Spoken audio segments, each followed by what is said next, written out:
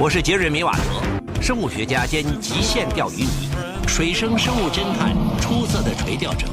我已经在世界各地垂钓几十年，我一生都在追踪淡水中的巨怪。如果你在海上看到这种栖息着海狮的岛屿，千万不要错过，因为你眼前的海域肯定有着非常多的渔获。这不，老爷子刚来到这里就看到了海豚出没，于是他赶忙让司机停下发动机，随后就拿出了一个甲鱼饵。